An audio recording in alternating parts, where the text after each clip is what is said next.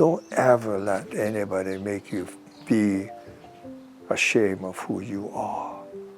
Whether it be of what you have, or what color you have, or what religion you have, or anything.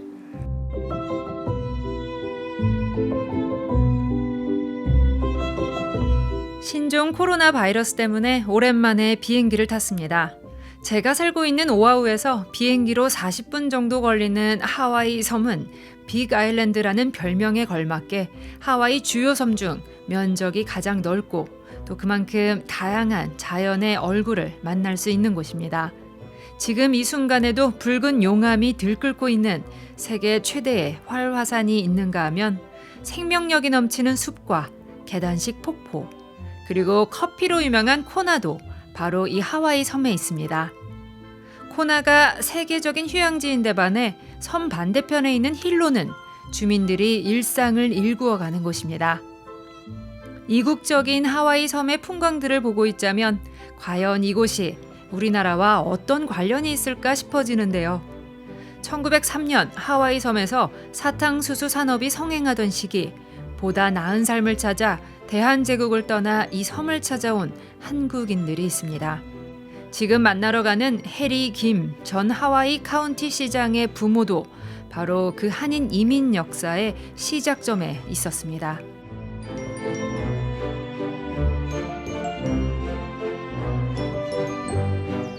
한 3년 전쯤이었던 것 같은데요. 오아후에서 한 행사장에 오신 시장님을 뵌 적이 있습니다. 그때 시장님이 연설 끝나고 나오셨을 때 제가 한 가지 질문을 드렸어요. 그게 뭐였냐면 한국에서 아주 소중한 친구가 하와이에 온다면 하와이 어디를 보여주고 싶은지 여쭤봤는데요. 그때 시장님이 해주신 이야기가 아주 인상적이었습니다. Thank you for bringing it up, but if I had that one day with anyone in Korea, truthfully, outside of that, I really want them to see the Koreans' contribution to life, not just for Hawaii Island, really a contribution in regards to making this a better world because of what you people have done. I could talk to you for a day and a half, and I'm like, you people are special and you don't even know it. And I would spend that day showing them that. Oh, great. Thank you, sir. 네, 그래서 그때 몇 날 며칠이고 해줄 수 있다고 하신 이야기를 언젠가 기회가 되면 꼭 들어보고 싶다고 생각했는데요. 오늘이 바로 그날입니다.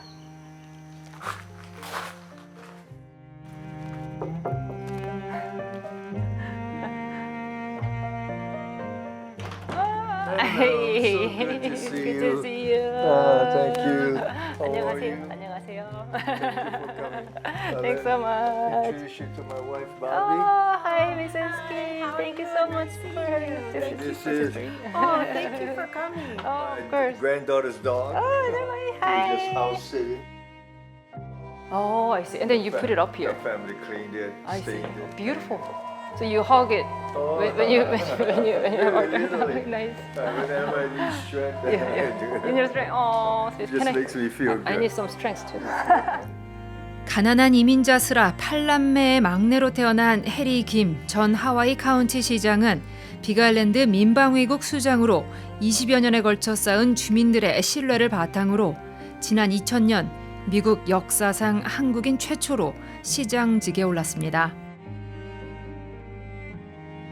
2020년 12월 그가 3선 시장으로서의 마지막 임기를 수행하던 날 데이빗 이게 주지사는 지난 36년 공직을 수행한 해리 김 전 시장을 청렴한 공무원의 표본으로 칭하면서 훈장과 감사장을 수여했습니다.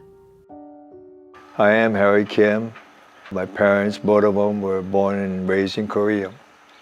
And unfortunately, the reason they came to Hawaii is because of hard times in Korea, whether it be of hardship of economy or war. I have, two sons, one wife from Oregon. I think the most important thing in my life is to have people know that I work to have their trust. The most important thing of possession of anything is things that are for family and to make things good for them. The most end result of when I leave this earth is if I know that I raised or had a part in them being happy people. It's my honor to meet you, especially in a pandemic. To be able to talk with you in person really is special. You know, since you bring up pandemic, it's 11 o'clock in the morning. I've been on the phone several times since 5 this morning. All of it about the pandemic from various people. The time for working around it and worrying about this or being nice is, I think, way past. We better think about survival and minimize the impact, especially to our children. Anyway, back to the subject. No, right. Thank you for all your hard work. Thank you. I realized that your email address has Hauoli Manu, which means happy bird in Hawaiian. Why did you have that in your email? I was born in a place, when my nearest neighbor for the most part, 3 sides were over 3 miles away. So the forest is my friend and all the creatures of the forest. And the forest of its beauty, you know, of its giving, and that became who I was. If you look at this house, I tell people it's a plain house, but I didn't want to cut these trees, but I made the house, the trees part of my house where I don't feel I'm wasted. You know, what's distracted me is the call of the doves out there. They're very abundant. I have cardinals that came in. I just not too recently befriended 2 Hawaiian ducks, hybrids. And for no reason they came. I came out one morning, the sun was barely shining and up rather, and the 2 ducks was there. You know, I named them. My granddaughter named them. Believe it or not, they know their names shortly. You know. You really communicate with those all the creatures around your house. Oh, yeah. I don't know anything more important. I guess you growing up surrounded by nature impacted you having all this love for the nature, I guess, right? Yeah, and not to belabor of poverty, but going back to my parents, if we grew up, I think, striving for materialism, I think we would be very unhappy people because we had nothing, right? First generation of your family are your parents. They came from Korea. Do you know when? You know, there's very little I know about my parents. When people interview me and the subject comes to, well, what is your greatest regret? Or what would you do differently? Always is the same answer. As a boy growing up, I wish I was better. I wish I was smarter. I wish I was a better thinker. I wish I was smart enough or adult enough to tell them, boy, you're something special, Dad. Yeah, and not even that. Not one time can I remember, not one time, saying thank you. How can that be, right? But I never thought my father worked 7 days a week, come back from working at the plantation in very hard ways, walking to and from work, and he would work in the garden. My mom working the same 7 days a week. I wish the only thing I would turn the clock back is I would talk to them. How old were you when your father passed away? 15, Oh, 15, that 16, young. yeah. And your mom were able to meet My your mom was grandparents? able to meet my son. All I know it was, just prior to the annexation. All I know is that somehow, Lord knows how, he went to Busan. And all I know is he came to Hawaii to work in a plantation. 100%, except for small things like fishermen or this and that, of this island was sugar. That was the whole economy. And then your mom My mom met stayed him home. here. She met him here. Yeah, sure. She came as a picture bride. Yeah. I wish I could tell my mom, how did you do it, Mom? How did you give birth to the 8 children A home with one bedroom, wooden stove at first, kerosene after that. I cannot imagine the pain they must have suffered, the sadness, the responsibility. And when you learn about my oldest sister, which I never met, I'm told that she carried my sister to the plantation hospital, about 6 miles away, on her back, and told that your daughter's dead, carried her right back home. I cannot imagine the agony of that, the strength it takes to carry on, the strength it takes to carry on without self-pity. And not one time when I would hear her and Mrs. Chung and Mrs. Park, her best friends, good friends, talk, never of pity, never. That's where I'm so lucky to be raised by strength. What kind of mom was she? Was she more gentle than your dad, or was she like, did she nag a lot? Or My mother was the general. She wore the pants. Yeah, and everything else. My father was the guy that quietly did things and worked, not making life hard for her by grumbling about this or that. She was like most, men don't like to admit it, but my mama definitely was the strength of the family, in making us work for tomorrow. So that was my sisters. I can see my mom in them, of what they did in their life.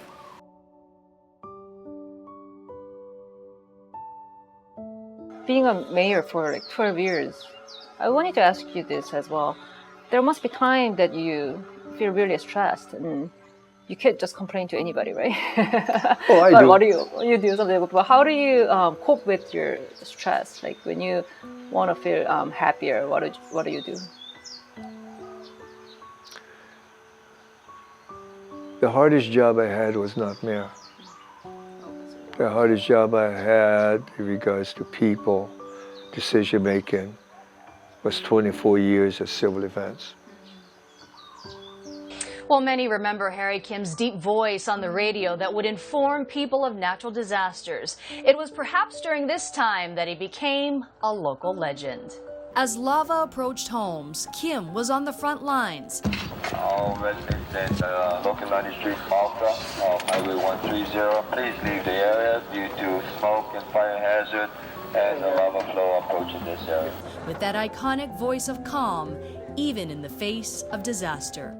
And when you have the responsibility of people who depend on government to be there when you need them, that's a hell of a burden. We can never undo damage. That's not our job, although we did follow up and we're still following up. When you know with all you feel that you did your best, with the best information you have, and even if you could Monday night quarterback, turn it back, there's very little you would have changed, except not make it happen, which you cannot change. There will always be criticism. But as long as you know of truth, this is the best you could do. And when you make the decision, I've told people that when training, if you know within yourself, even if you could turn the clock back, you could not have done it different. There is no stress. Believe it or not, there is none. When you're looking back past maybe 10, 20 years, when were you proud of yourself the most? The worst eruption I went through was a place called Kalapana Kaimu, Black Sand Beach. It was a very slow moving flow. And then there was a time where I had to call the whole community together and say, you are under threat. gave them a system of, if you're on condition 1, that means you must prepare to leave within 24 hours. And when he came to Kaimu or Black Sand Beach, was going to be totally buried. I talked to leaders that this whole area is going to be evacuated, that beautiful Black Sand Beach.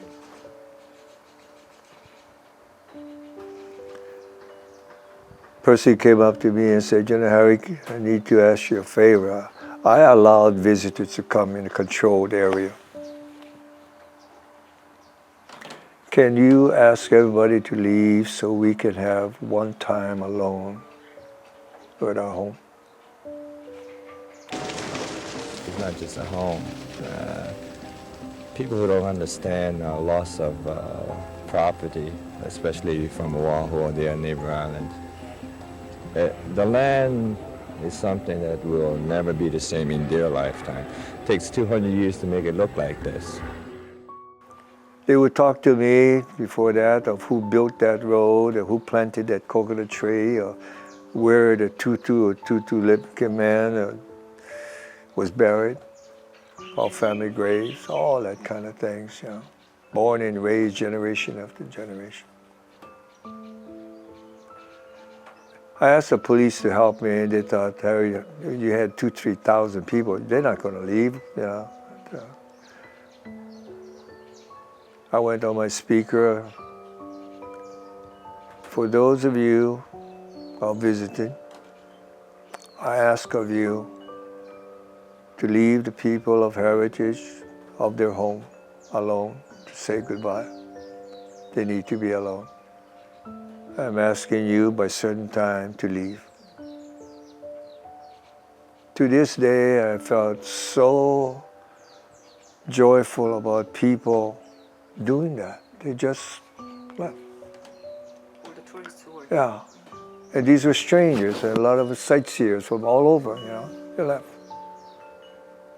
What was the hardest decision that you had to make? Oh, there's a lot of things every day. There was this Hawaiian man that, came over and said, Harry, the place was all evacuated. Can I go back to my property and say aloha one more time? I said, of course, and I walked him, and there was a stone wall. I said, I'm going to be right here, and when I think it's time for you to go because of the fumes of the lava, you need to go. And you have no doubt they would listen. And he said, okay. And I stayed back and let him be alone. And then his wife came, then a kid came. And I just stayed out of their way. And I felt the greatest of sadness. I wish you could do more. What made me feel good? I've got the picture somewhere. There's a beautiful, beautiful picture of Kaimu. One of the last pictures taken before it was covered. Came to the door a couple of months after. I looked at the picture, it was nice, And she said, look at the back. And like that, it was all handwritten words by various people of saying thank you. And I thought, boy, they lost everything they had in life. And never will they ever be able to find a replacement of that kind. And they're telling me, a person of government, thank you.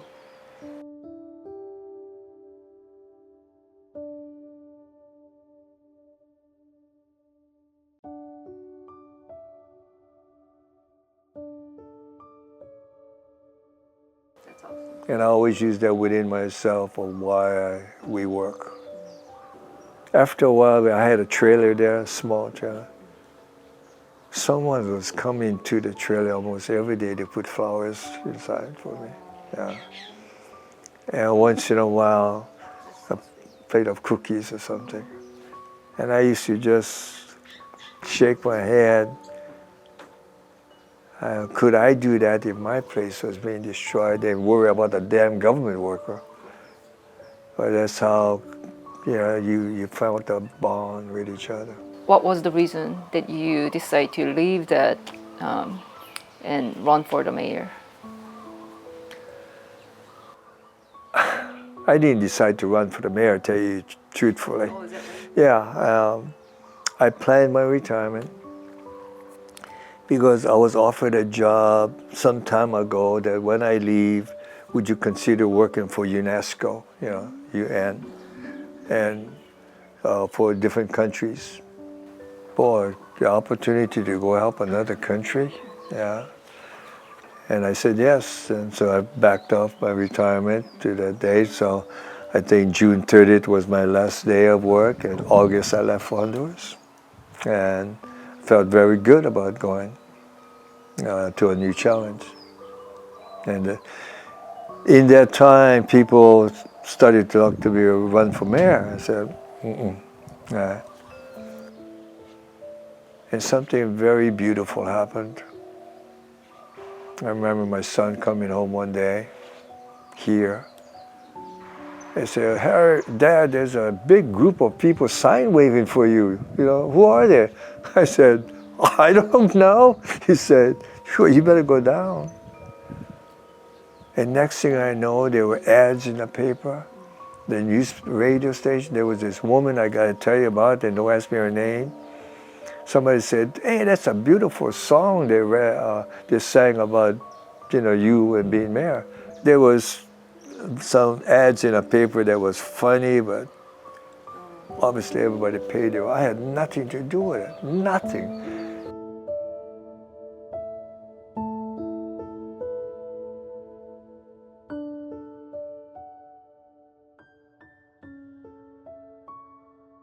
What was your goal as a mayor? What I told you, have people trust the government. I promised, them this. I will never make a decision based on politics. In your campaign, you were committed that you will receive only a certain amount, $10, no more than $10 donation. And do you remember this? This is a rejection letter. Written by you. Obviously, it was sent to my friend in Honolulu who sent you more than $10 to support you, and you rejected, and then you refunded the money with this letter. Do you remember this? Of course, I was $10. Like why did you do that?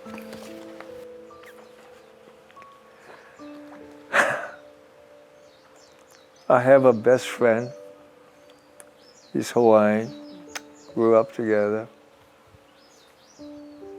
To this day, he's still my best friend. I told him, "Hey, Solo, I'm gonna run for mayor."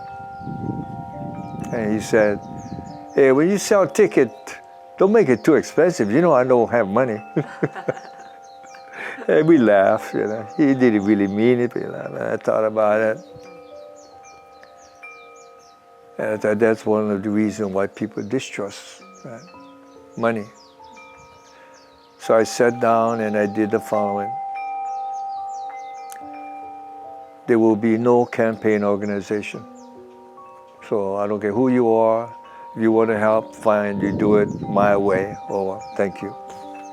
Naturally, everybody thought, is Harry crazy or just stupid? Do you think he has a chance? Obviously, I didn't think I had a chance.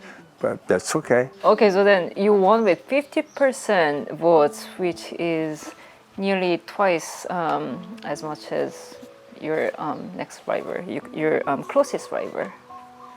And you became the first Korean descendant who became a mayor in the United States.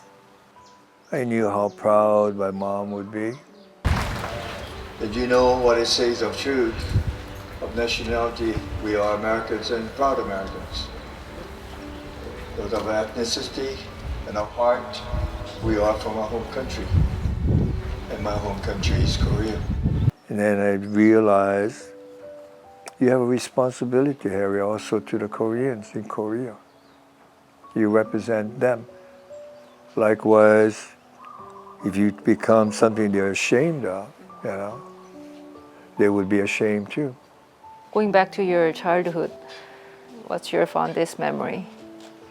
A little boy named Harry Kim run into the store and says, Mr. Akiyama or Mr. Suzuki, you know, the brown store. And, oh, Kim boy. And they give us a daily loaf of bread and I'd carry it home.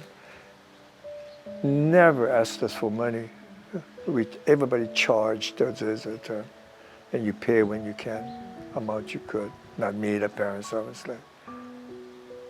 I told Eddie, the son of Mr. Suzuki, when they told me of the service,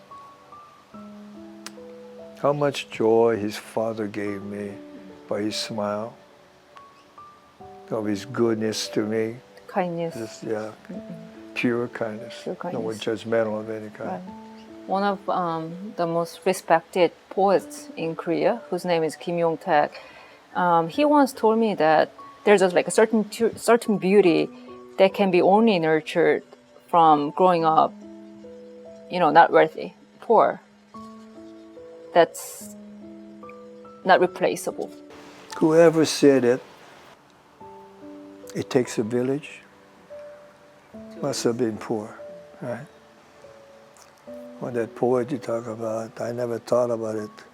You had to be, but it's an absolute, you have to be. Because when you raise like that, it is of those things of your question that you would never feel if you were not of hardship.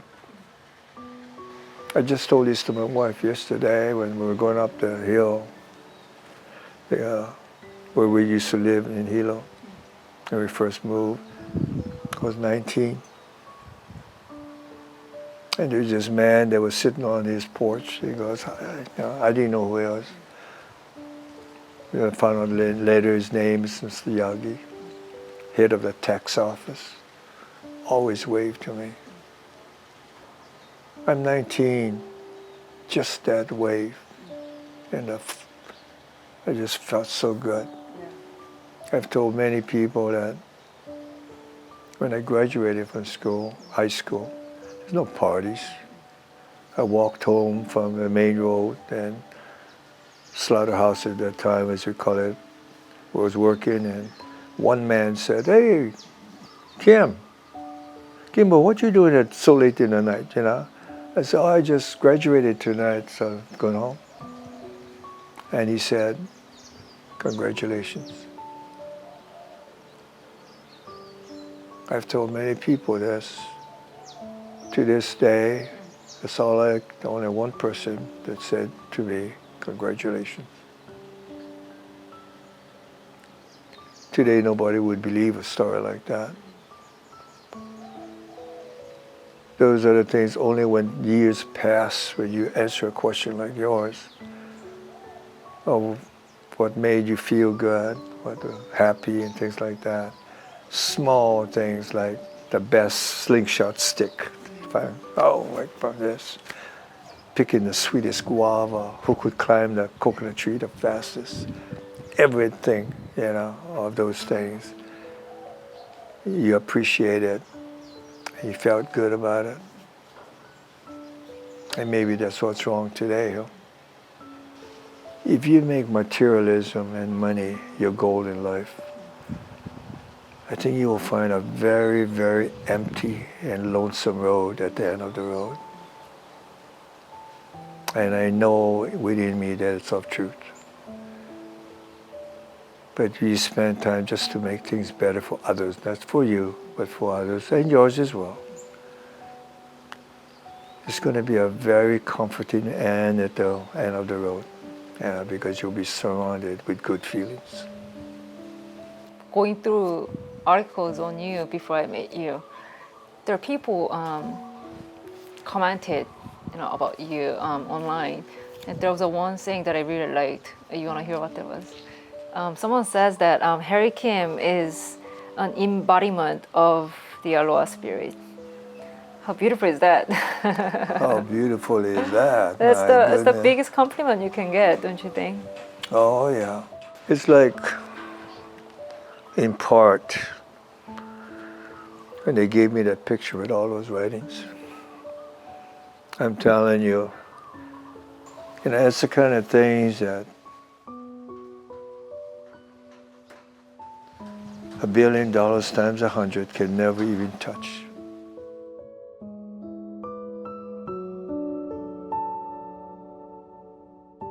The biggest dream I have is, I think, what my parents had, and I just carried it on, that there will be one Korea.